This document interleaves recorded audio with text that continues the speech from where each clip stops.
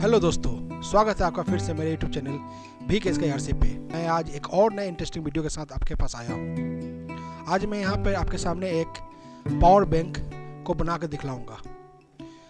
इस power bank में यह problem है कि ये पावर बैंक चार्ज नहीं हो रहा है और ये सिंगल बैटरी पावर बैंक है। इस पावर बैंक का जो किट है वो उसमें जो पावर आईसी लगता है वो पावर आईसी जल चुका है।